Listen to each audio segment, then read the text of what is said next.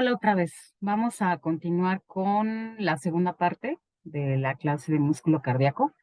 Y en esta segunda parte, primero voy a decirles algo que olvidé en el video pasado con relación a las células contráctiles de aurículas y ventrículos. Y lo que olvidé está relacionado con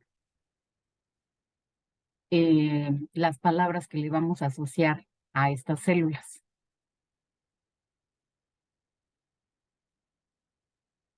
Bueno. Entonces, las palabras que le vamos a asociar o los procesos que le vamos a asociar a las células contráctiles de aurículas y ventrículos son la fuerza y la velocidad de relajación. La fuerza la vamos a también denominar como inotropía. Ino es el prefijo para fuerza y nótese que es ino, no iono, inotropía. La inotropía está relacionada con la fuerza de contracción que desarrolla el corazón. Por otro lado, la velocidad de relajación se denomina lucitropía. Entonces, como las células contráctiles de aurículas y ventrículos pueden contraerse y pueden relajarse, estos fenómenos, la inotropía y la lucitropía, están relacionados con ellas. Les había dicho en el video pasado que vamos a ver los potenciales de acción que se desarrollan en las células del músculo cardíaco y cómo se modulan por la acción del sistema nervioso autónomo. Pero para ello, primero les voy a platicar acerca de el sistema nervioso autónomo y de los receptores que existen en el corazón para los neurotransmisores o neuromoduladores que libera el sistema nervioso autónomo. Lo que vemos aquí en esta imagen, esta parte que vemos aquí es un corte transversal de la médula oblongada o del bulbo raquídeo. Y aquí en esta región está lo que se conoce como el centro cardiovascular. Hay un centro que se le conoce como centro cardioinhibitorio, que tiene que ver con el sistema nervioso autónomo o que va a activar al sistema nervioso autónomo parasimpático, y el centro cardioacelerador, que tiene que ver con el sistema nervioso autónomo en su división simpática. Como ustedes podrán ver, aquí dice que sale el nervio vago se relaciona con el parasimpático y este nervio vago inerva al nodo sinoauricular, al nodo auriculoventricular y básicamente. Por acá vemos la salida del sistema nervioso simpático y este inerva al nodo sinoauricular, al auriculoventricular, a las células del sistema de conducción y a las células de aurículas y ventrículos. Entonces vamos a poner esto de manera más simple o didáctica.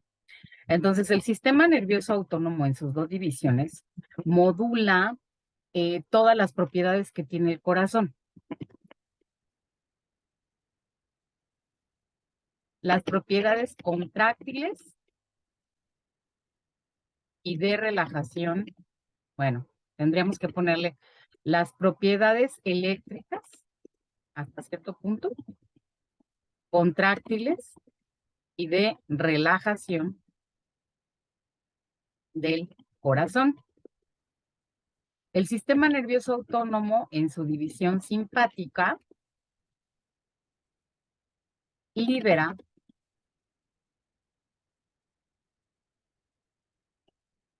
noradrenalina hacia el corazón, hacia el miocardio.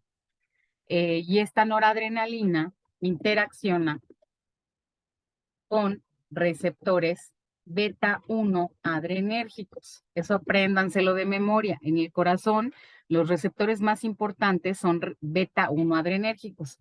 Estos receptores están acoplados a una vía GS porque son GPCRs, y entonces el resultado de la activación de esta vía sería que vamos a tener un aumento en AMP cíclico, que es un segundo mensajero, espero que lo recuerden, y además vamos a tener activación de TKA. Y pKa tiene participación fosforilando canales que tienen que ver con la generación de los potenciales de acción. En términos generales, el sistema nervioso simpático modula las propiedades del corazón porque hace que aumenten. Entonces, lo que hace cuando se activa el simpático es que aumenta la frecuencia de contracción del corazón.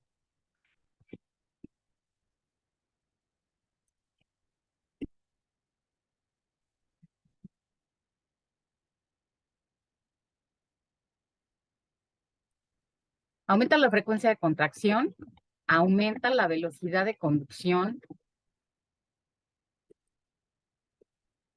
de los potenciales de acción, aumenta la fuerza de contracción y también aumenta la velocidad de relajación. Si ustedes recuerdan, a la frecuencia le llamamos cronotropía. Entonces, si aumenta la frecuencia de contracción, entonces decimos que hay un efecto cronotrópico positivo. Si aumenta la velocidad de conducción de los potenciales de acción, decimos que hay un efecto dromotrópico positivo. Si aumenta la fuerza de contracción, se dice que hay un efecto inotrópico positivo. Y si aumenta la velocidad de relajación, se dice que hay un efecto lucitrópico positivo. Ahora, nada más recuerden que este efecto, el efecto sobre la frecuencia de contracción, es en las células nodales, básicamente en las células del nodo sinoauricular. El efecto dromotrópico positivo es sobre las células del sistema de conducción y si el nodo auriculoventricular está bajo el comando del nodo sinoauricular, entonces el nodo auriculoventricular se convierte en sistema de conducción también, aunque es lento, de conducción de los potenciales de acción, aunque lo hace de manera lenta porque genera potenciales de acción lentos. Si aumenta la fuerza de contracción, entonces este efecto de aumento de la fuerza de contracción y de aumento de la velocidad de relajación es en las células contráctiles de aurículas y ventrículos.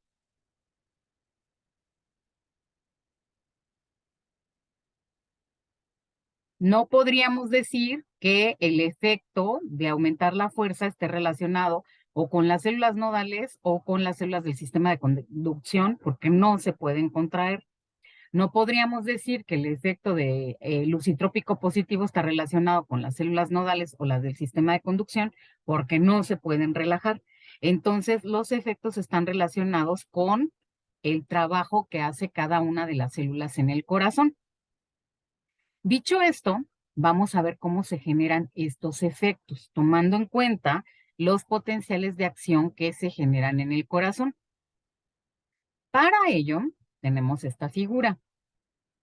Vamos a pensar que esta es la membrana plasmática de una célula nodal, en particular de una célula del nodo sinoauricular.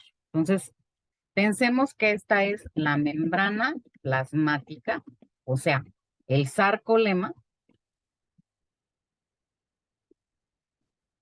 de una fibra muscular cardíaca o cardiomiocito nodal. En particular sería, les decía, del nodo sinoauricular. Los potenciales de acción que generan estas células están relacionados con el tipo de canales que tienen y la modulación de estos potenciales de acción está relacionada con el tipo de receptores que se presentan en el corazón. Perdón, me voy a regresar un poquito porque se me olvidó acá, perdón, decirles que el sistema nervioso, vamos ahora con el sistema nervioso parasimpático, sistema nervioso autónomo parasimpático. Este sistema libera acetilcolina hacia el corazón, hacia el miocardio, pero nada más inerva los nodos y el sistema de conducción. Entonces, este sistema, cuando se activa el parasimpático, se libera acetilcolina hacia el corazón y como se ve en el esquema, como nada más inerva los nodos y algunas células del sistema de conducción, lo que hace el parasimpático cuando se activa y libera acetilcolina es interaccionar con receptores de tipo M2. Los M2 son muscarínicos de tipo 2. Son GPCRs que están acoplados a una vía GI. Y esta vía GI, aparte de inhibir a la adenilato ciclasa para que no se produzca AMP cíclico y que no se active PKA, también es importante que recuerden que el dímero beta gamma activa canales de potasio que se llaman canales rectificadores entrantes o KIR. Estos canales se activan y ocasionan una hiperpolarización. Hiperpolarización. Entonces, dado esto, se va a afectar la generación de potenciales de acción en las células nodales y en las células del sistema de conducción. Y cuando se activa el simpático, disminuye la frecuencia de contracción del corazón. Y a esto se le llama efecto cronotrópico negativo. Otra de las cosas que pasa es que disminuye la velocidad de conducción de los potenciales de acción. Y si disminuye la velocidad de conducción de los potenciales de acción, este es un efecto dromotrópico negativo. Si la división simpática tiene algún efecto sobre la fuerza, es de manera indirecta y eso lo veremos más adelante. Entonces, ahora sí, ya que completé la modulación que se da por el sistema nervioso autónomo, tanto en su división simpática como en la división parasimpática, y recuerden que los receptores que están en el corazón son beta 1 adrenérgicos y M2. Los M2 son colinérgicos y son GPCRs. Ahora sí, vamos a ver el tipo de canales y de estructuras proteicas que se presentan en la membrana o en el sarcolema de un cardiomiocito del nodo sinoauricular para comprender cómo se generan los potenciales de acción lentos. Este nodo sinoauricular genera potenciales de acción lentos. Y estos potenciales de acción dependen del ion calcio para que se lleve a cabo su fase de despolarización. Entonces le voy a poner aquí que la despolarización depende de calcio. Y les decía, perdón, que los potenciales de acción están relacionados con el tipo de canales que se presentan en el sarcolema de las células. Aquí vamos a comenzar con esta estructura que es la bomba de sodio-potasio. Todas las células tienen bomba de sodio-potasio. Entonces, si ustedes ven, se nota claramente que es la bomba de sodio-potasio porque se unen 3 iones sodio y estos son los sitios de unión para 2 iones potasio. Las células nodales tienen unos canales que se parecen mucho a los canales de fuga, que serían estos azulitos, que se llaman canales de potasio.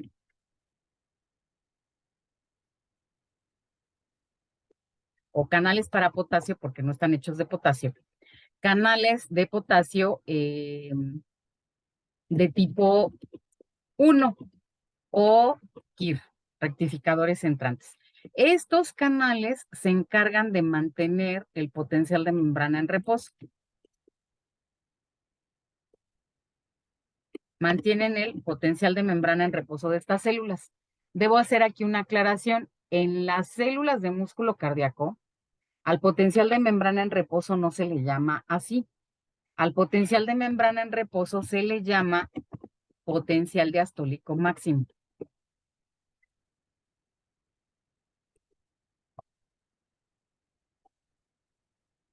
Entonces, estos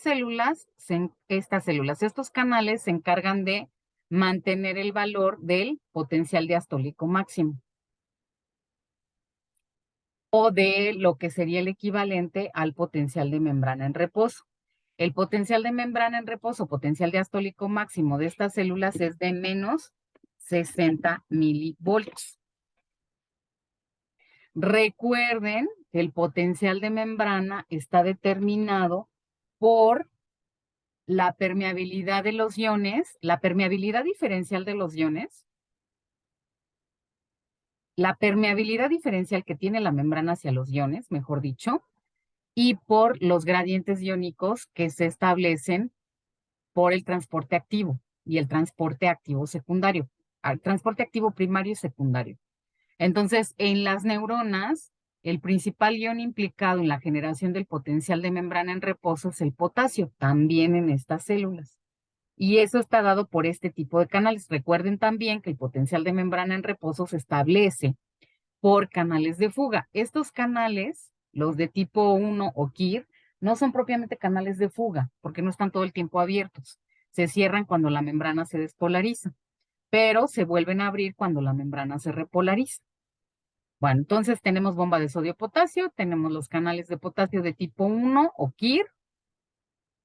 Después hablaríamos de estos verdes, que son canales para calcio de tipo T. No es cierto. Primero voy a poner a los canales de sodio de tipo FONI o de tipo raro. FONI quiere decir chistoso en inglés, pero también quiere decir raro. Entonces estos canales son de sodio, son para sodio, dejan pasar sodio básicamente, y se les conoce de tipo raro porque no requieren una despolarización para abrirse. La mayoría de los canales de sodio requieren que haya una despolarización para abrirse, canales de sodio dependientes de voltaje, pero estos no. Estos se abren a potenciales de membrana que se consideran hiperpolarizados. Entonces, por eso también se les conoce como HCN. HCN quiere decir que son canales que se abren por hiperpolarización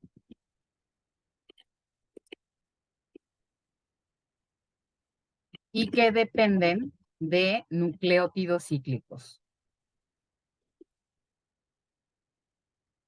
como el AMP cíclico.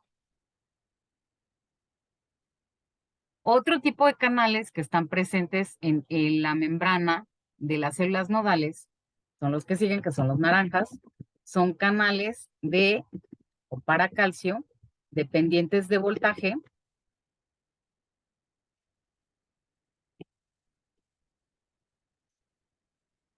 de tipo T. Estos canales dejan entrar calcio y además duran poco tiempo abiertos, por eso se llaman de tipo T, porque son transitorios. Luego vienen estos como rositas, que son los canales dependientes de, canales para calcio, dependientes de voltaje, pero de tipo L. Los de tipo L son long lasting. Eso quiere decir que duran bastante tiempo abiertos. Y finalmente, en lo que respecta a los canales, tendríamos estos, los como cafés, que son los canales para potasio dependientes de voltaje. Todos estos canales participan en la generación del potencial de acción. ¿Y por qué puse la bomba de sodio-potasio? Porque la bomba de sodio-potasio está relacionada con crear gradientes. Si no hubiera bomba de sodio-potasio, no habría gradientes. Y si no hubiera bombas de calcio, tampoco habría gradientes. Y entonces sería muy difícil que se movieran los iones. Y aquí están los GPCRs de los que hablé hace un momento. Vean que aquí está el receptor de 7 hélices, 1, 2, 3, 4, 5, 6, 7. Y estas serían las proteínas G que se acoplan a los receptores. Entonces, en este caso, este podría ser un receptor beta 1 adrenérgico, activado tanto por noradrenalina liberada del simpático como adrenalina liberada de la médula suprarrenal, cuando se activa el sistema nervioso simpático, y este sería un receptor M2, activado por acetilcolina cuando se activa el sistema parasimpático. Entonces, estos son los canales que generan el potencial de acción lento. Ahora vamos a ver cómo se genera ese potencial de acción lento. Para esto, voy a copiar esto que acabo de escribir en el pizarrón, en otra hoja de pizarrón, y vamos a ver cómo se va generando el potencial de acción lento. ¿Ah? Esto es lo mismo, nada más que lo hice pequeñito porque ahora lo que me conviene es hacer un gráfico para que ustedes vayan viendo cómo se da el potencial de acción, pero no me deja. Entonces, quería hacer un gráfico que no estuviera tan feo, pero en las líneas, pero pues no me dejó. Entonces voy a tener que dibujarlo.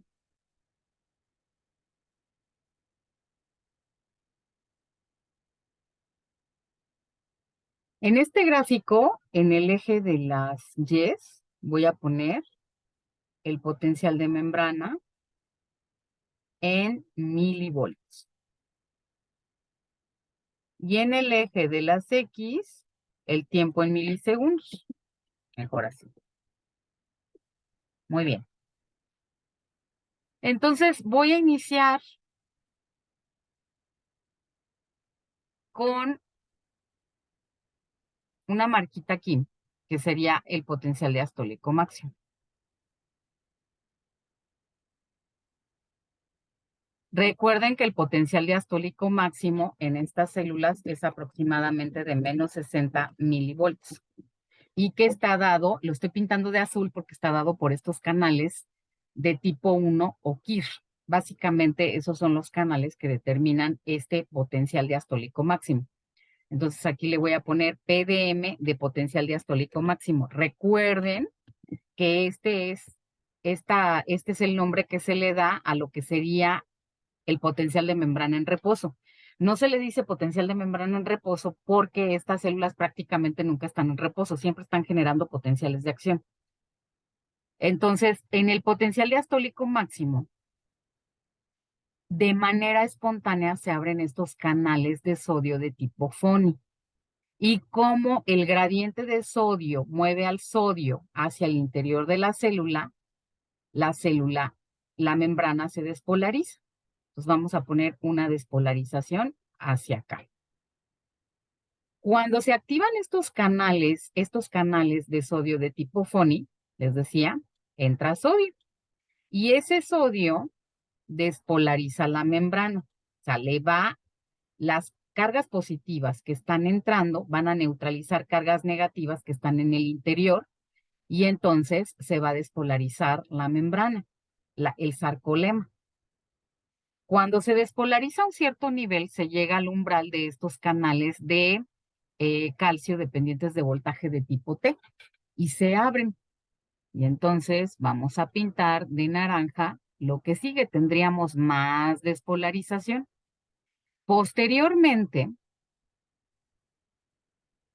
después de que se abren estos canales, entra calcio, pero como estos canales duran poco tiempo abiertos porque son transitorios, entra una, digamos, pequeña cantidad de calcio que despolariza más la membrana. Por eso esta línea la pinté otra vez hacia arriba. En esta parte está el umbral de estas células, el umbral para la apertura de los canales de calcio dependientes de voltaje de tipo L. Entonces, como no tengo rosa, lo voy a pintar de rojo. Y entonces, como estos canales duran mucho tiempo abiertos y dejan pasar calcio, esto se despolariza bastante. Entonces, por estos canales también entra calcio. Todas estas corrientes son corrientes entrantes, o sea, los iones entran, su gradiente electroquímico los mueve hacia el interior de la célula. Eventualmente se cierran los canales de calcio dependientes de voltaje y entonces, pues, ¿de qué color pondré esto? Pues lo voy a poner, pues, amarillo. Y entonces se abren los canales para potasio dependientes de voltaje y el potasio, en lugar de entrar, sale. Y como sale y tiene cargas positivas, la membrana se repolariza. Y este es un potencial de acción lento. Está muy feo mi dibujo. Para que quede más claro, les pondré un dibujo más bonito y ahí iremos señalando las fases de este potencial de acción. Este dibujo está más bonito. Entonces, miren, este es un potencial de acción lento. Un potencial de acción lento puede durar, como pueden observar aquí en el eje de las X, puede durar aproximadamente 500 milisegundos. Bueno, duraría hasta acá, entre 300 y 500 milisegundos. Entonces, este potencial tiene tres fases. Las voy a resaltar de diferentes colores. Esta fase que está, a ver, mejor lo hago así. Le voy a poner una llave. Esta fase que está aquí se llama fase de prepotencial o fase 4. Fase de prepotencial o fase 4.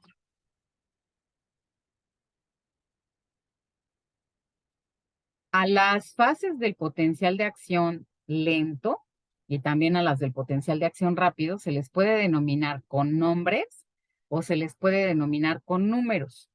Yo a esta le podría llamar fase de prepotencial o simplemente fase 4. La fase que sigue es la fase de despolarización o fase 0. Es esta. Ay, Dios mío. Vamos a ponerle así. Esta es la fase de despolarización o la fase 0.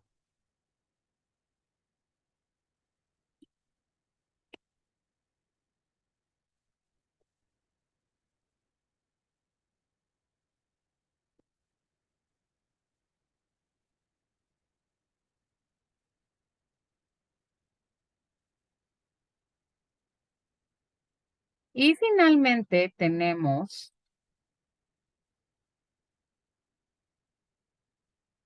a la fase de repolarización o fase 3.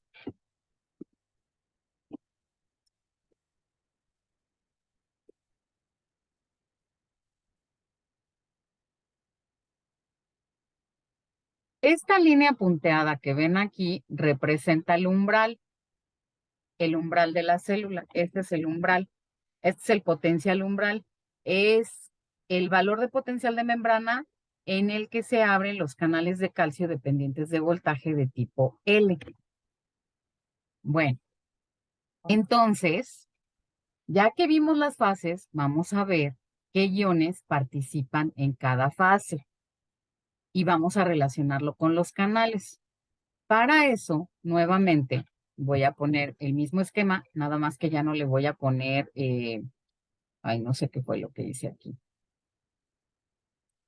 Nada más que ya no le voy a poner, no sé cómo me regreso.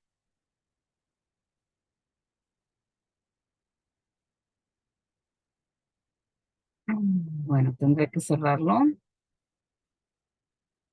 y volverlo a abrir, porque no sé, no sé cómo me regreso.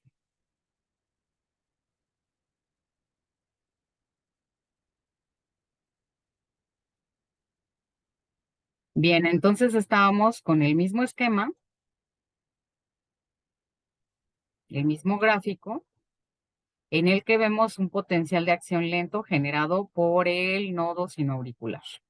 que es el nodo que comanda la frecuencia de contracción del corazón. Bueno, entonces ya vimos que tenemos la fase 4 o fase de prepotencial, la fase 0 o fase de despolarización y la fase 3 o fase de repolarización. Ahora vamos a ver qué iones y qué canales están implicados en cada una. Y aquí tenemos señalado el potencial diastólico máximo de menos 60 milivoltios. Ahora, los primeros canales que se abren son los canales de sodio de tipo FONI, o también llamados, conocidos como HCN, canales que se activan por hiperpolarización dependientes de nucleótidos cíclicos. Entonces, cuando estos canales se abren, generan una corriente entrante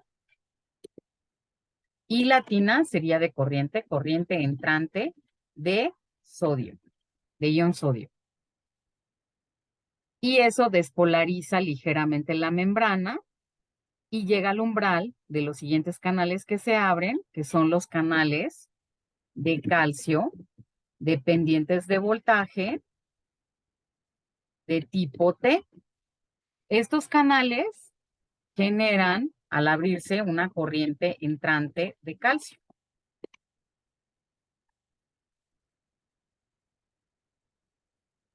Y se despolariza más la membrana de aquí para acá.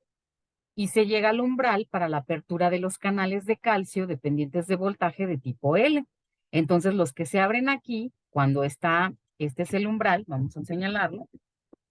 Entonces, los que se abren aquí son canales de para calcio dependientes de voltaje de tipo L. Y estos producen una corriente entrante. Acuérdense que la I latina significa corriente de calcio. Y si tenemos esta corriente entrante de calcio, se despolariza más la membrana y llega más o menos a este valor de más 20. Así como se abren los canales de manera secuencial, también se van cerrando.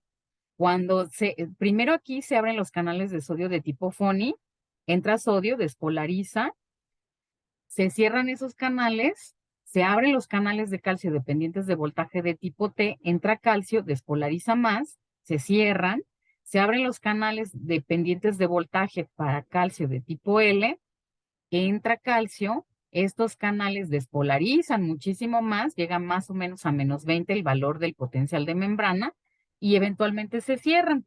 Y en esta parte se abren canales de potasio dependientes de voltaje de tipo, no hay un tipo en particular, simplemente son canales de potasio dependientes de voltaje, y entonces a través de estos fluye una corriente saliente de potasio. Y como el potasio sale y lleva cargas positivas, la membrana se repolariza. Y al repolarizarse la membrana, regresamos al potencial diastólico máximo. Y en el potencial diastólico máximo vuelve a suceder lo mismo. Los canales para sodio de tipo FONI se abren, despolarizan la membrana, llegan al umbral de los canales de calcio dependientes de voltaje de tipo T, se despolariza más la membrana, se llega al umbral de los canales de calcio dependientes de voltaje de tipo L, entra calcio, se despolariza más la membrana, se cierran eventualmente esos canales, se abren los canales de voltaje de potasio dependientes de voltaje para que se repolarice la membrana, se vuelve al potencial diastólico máximo y así sucesivamente. Todo el tiempo estas células están generando potenciales de acción. Y espero que haya sido claro cómo se generan estos potenciales, porque ahora vamos a ver cómo se modulan, de qué manera se modulan, si se activa el simpático o si se activa el parasimpático. Entonces, para ello, voy a copiar esta imagen y la voy a poner en el pizarrón, en otra hoja de pizarrón, y también voy a poner un esquema para que vean qué es lo que pasa con estos canales que tienen que ver con la generación del potencial de acción lento.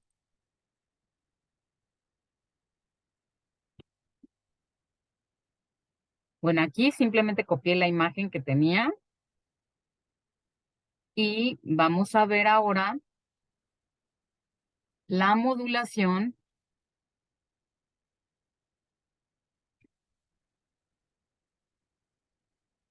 por el sistema nervioso autónomo en su división simpática, que ya habíamos dicho que este sistema libera noradrenalina hacia el corazón y también cuando se activa se libera adrenalina de las glándulas suprarrenales, en particular de la médula suprarrenal. Entonces, tanto la noradrenalina como la adrenalina pueden activar a los receptores que están en el corazón, que son los receptores beta 1 adrenérgicos. Y estos receptores van a hacer una viaje y al hacer una viaje va a haber un aumento de AMP cíclico, que ahorita vamos a ver qué hace ese AMP cíclico, y también hay activación de PKA. Y aquí es donde vamos a ver que pueden hacer las vías de señales para modular la función celular. Muy bien. Entonces ahora nada más lo que me hace falta poner aquí es la imagen que tiene que ver con la modulación.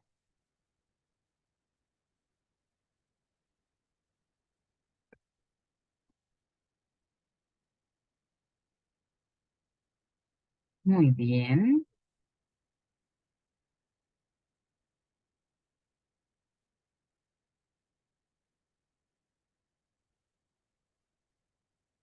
Lo que tenemos aquí es un receptor beta 1 adrenérgico, que aunque no esté representado con la típica forma de serpentina y 7 veces atravesando la membrana.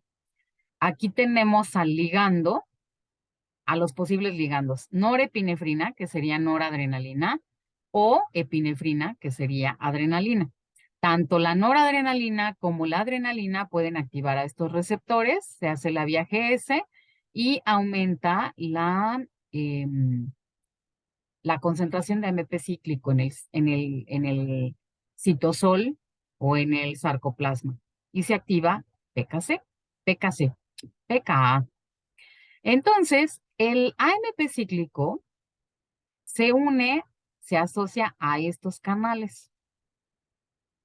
No es que la PKA los fosforile, más bien es el AMP cíclico el que se asocia a estos canales de sodio de tipo FONI.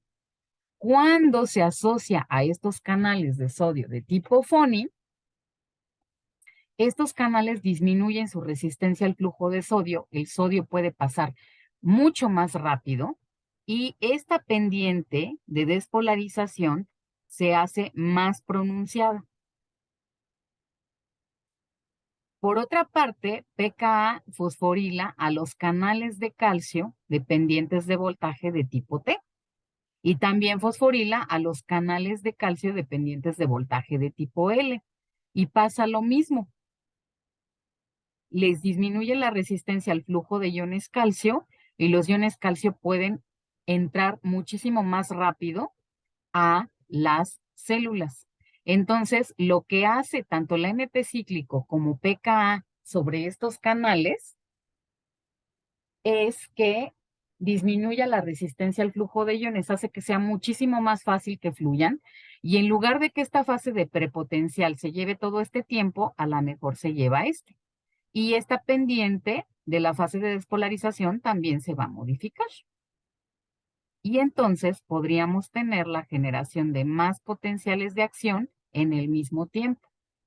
Eso aumentaría la frecuencia de contracción del corazón y a eso se le conoce como efecto cronotrópico positivo. Entonces, ¿por qué se da esto? Porque cuando se activa la vía GS, el AMP cíclico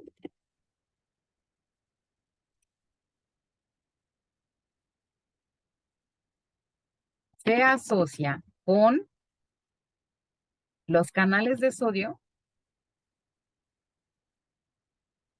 de tipo FONI, acuérdense que también se conocen como canales de sodio, canales HCN, perdón, y ahí es donde se explica por qué son dependientes de nucleótidos cíclicos, porque, por ejemplo, el AMP cíclico es un nucleótido cíclico y modula su función, la modula positivamente. Entonces, el AMP cíclico se asocia con canales de sodio de tipo FONI o HCN, o también conocidos como HCN, que es lo mismo, y disminuye su resistencia al flujo de iones sodio, por lo cual los iones, el sodio entra más rápido a la célula, más rápido que lo normal, y disminuye la pendiente de la fase 4. Perdón, aumenta la pendiente de la fase 4. Si aumenta la pendiente de la fase 4, entonces podrían generarse más potenciales de acción en el mismo tiempo. Otra cosa que pasa es que pKa fosforila, acuérdense que es una sinasa, y lo que hace es quitarle grupos fosfato al ATP para transferirlos a estos canales, fosforila a canales de calcio dependientes de voltaje de tipo T. Con eso, lo mismo, disminuye la resistencia al flujo de iones, los iones pueden fluir más fácilmente, entra más calcio en menos tiempo, y esto también aumenta la pendiente de fase 4, porque los canales de sodio de tipo FONI y los canales de calcio dependientes de voltaje de tipo T están relacionados con la pendiente de la fase 4. Son los que generan esa fase. Y por otra parte, pKa fosforila a canales, fosforila canales de calcio dependientes de voltaje de tipo L, y lo mismo, disminuye su resistencia,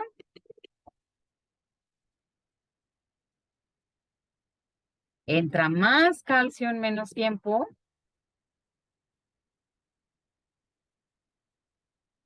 y esto hace que aumente la pendiente de fase 0, que es la fase de despolarización.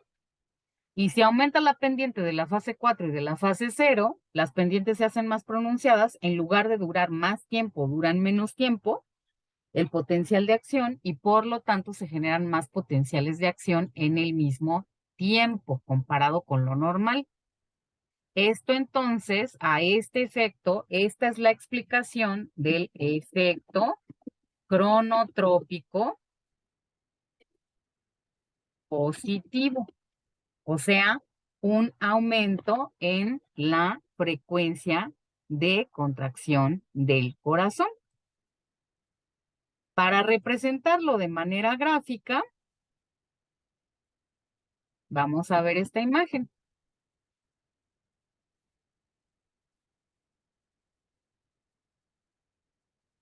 Miren,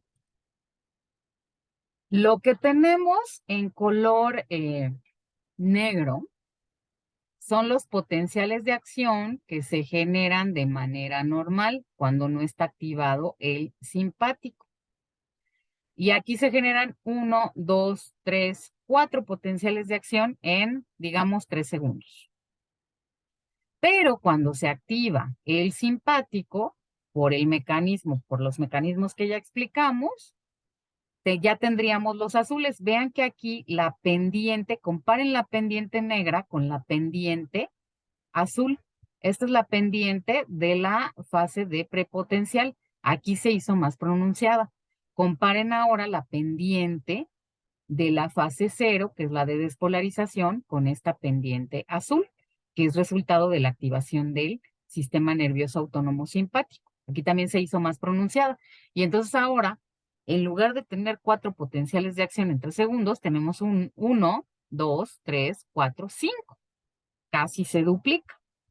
Entonces, este es el efecto cronotrópico positivo cuando aumenta la frecuencia de generación de potenciales de acción. Y estos son potenciales de acción lentos porque dependen del calcio.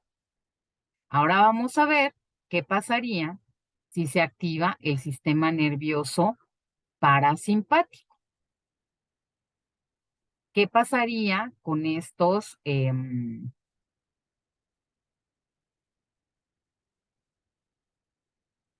potenciales de acción lentos?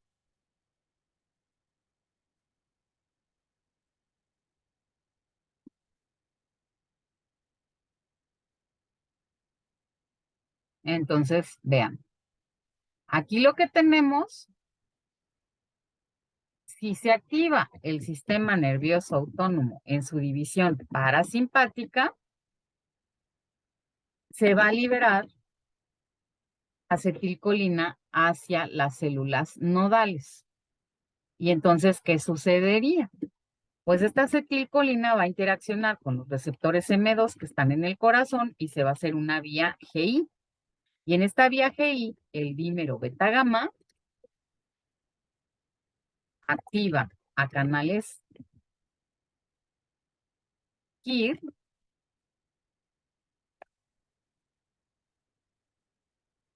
y al hacerlo sale potasio. Recuerden que estos canales se cierran cuando hay despolarizaciones. Entonces, esta vía podría activar a estos canales que se cierran cuando hay despolarización y podría conducir a hiperpolarización por salida de potasio.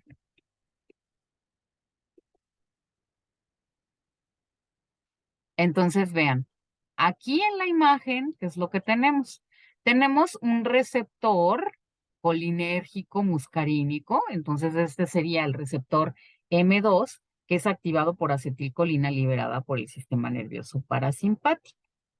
Por una parte activa el dímero beta gamma activa a estos canales de potasio de tipo KIR y hace que se salga el potasio y esto ocasiona hiperpolarización. Pero por otra parte inhibe a los canales de calcio dependientes de voltaje de tipo T. Y eso hace que sea, pues, difícil que se pueda generar eficientemente la fase de prepotencial.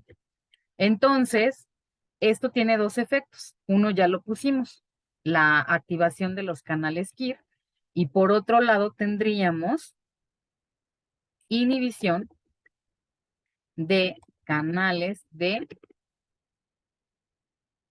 calcio dependientes de voltaje de tipo T. Entonces, ¿qué es lo que pasa aquí? Lo que pasa aquí es que va a ser más difícil que se generen potenciales de acción y va a disminuir la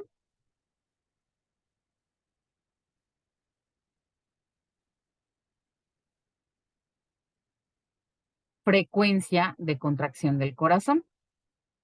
Entonces vamos a poner una imagen parecida a la anterior.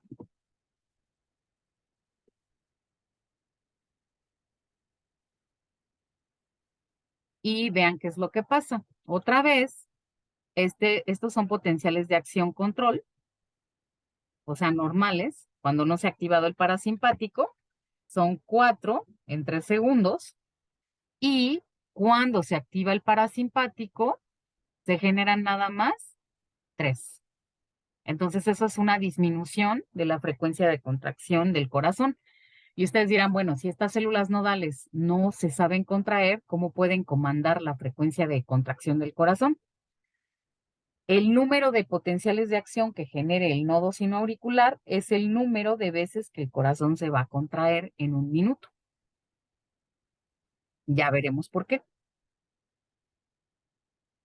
Entonces, si el nodo sinoauricular genera 70 potenciales de acción en un minuto, el corazón se va a contraer 70 veces, va a haber 70 pulsaciones por minuto. Si genera 60, va a haber 60 pulsaciones por minuto. Si genera 30, va a haber 30 pulsaciones por minuto. Y si genera 152, va a haber 152 pulsaciones por minuto. El número de pulsaciones por minuto que genera el corazón está determinado por la frecuencia de generación de potenciales de acción del nodo sinoauricular. Bueno, volviendo a la activación del parasimpático. ¿Qué sucede? Esta hiperpolarización generada porque el dímero beta gamma activa estos canales de potasio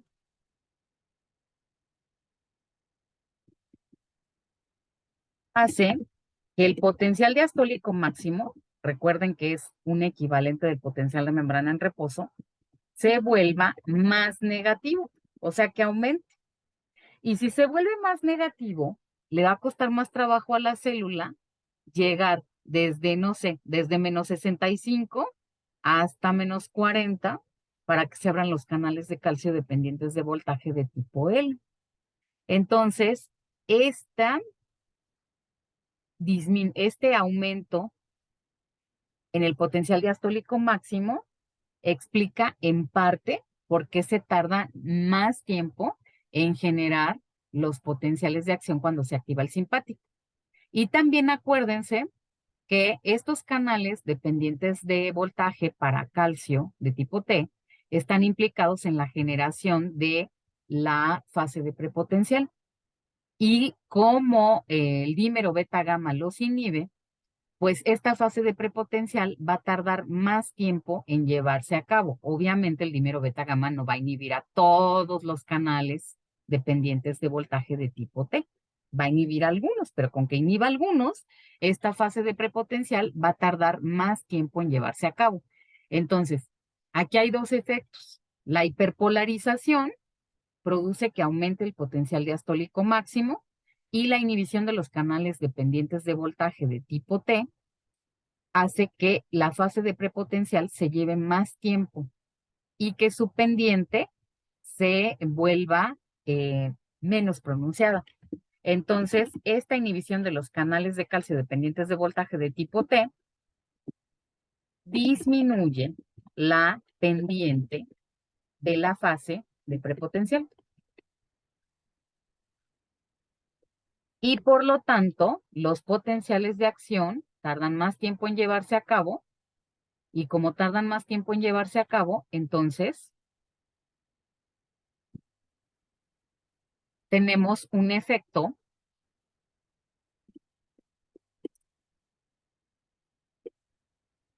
cronotrópico negativo, o sea, una disminución de la frecuencia cardíaca, de la frecuencia con la que se contrae el corazón. Por otra parte, se explicaría de la misma forma, yo les había dicho que las células del nodo auriculoventricular son células nodales y son células autoexcitables y pueden generar potenciales de acción de manera espontánea. Es cierto, pero estas células no generan la frecuencia de contracción del corazón, lo hace el nodo sinoauricular. Entonces, el nodo auriculoventricular se convierte en un corazón sano en sistema de conducción. Y si es de sistema de conducción, lo que les acabo de explicar también podría explicar el efecto dromotrópico positivo que tiene la activación del simpático sobre el corazón y el efecto dromotrópico negativo que tiene la activación del sistema nervioso autónomo parasimpático sobre el corazón.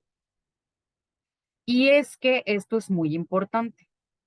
Las aurículas se contraen primero que los ventrículos, porque si yo dibujo aquí un corazón, ay, qué corazón tan feo, pero bueno, vamos a pensar que esta es la aurícula derecha, esta es la aurícula izquierda, ventrículo derecho y ventrículo izquierdo. Aquí estaría el nodo sinoauricular y aquí el nodo auriculoventricular. Y les había dicho que aquí hay un tabique fibroso. Y por este tabique fibroso no puede pasar ningún potencial de acción. La única comunicación entre aurículas y ventrículos es el nodo aurículo-ventricular, que es este. Y ya de aquí salen las de His y las fibras de Purkinje. Entonces, la única comunicación entre aurículas y ventrículos para que se sigan generando potenciales de acción es el nodo aurículo-ventricular.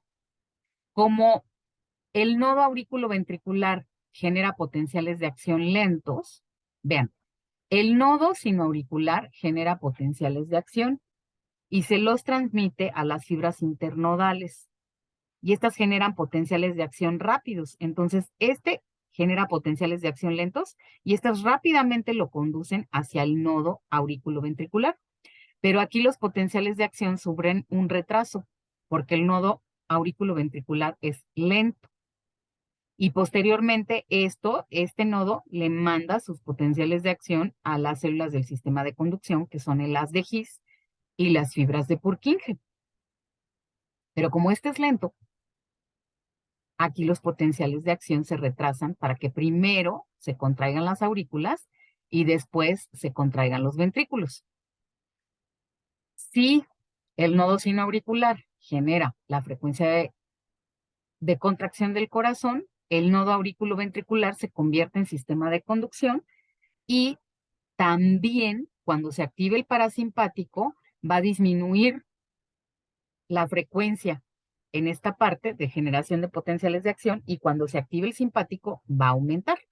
Entonces la comunicación entre aurículas y ventrículos va a ir a la par con lo que pase con la frecuencia de generación de los potenciales de acción. Obviamente, también el sistema de conducción va a disminuir, aunque haga potenciales de acción rápidos, va a disminuir su velocidad de conducción, pero vamos a explicar eso en el siguiente video. Espero que esto haya quedado claro. Muchas gracias por su atención y de momento ya terminé con la segunda parte, me falta la tercera.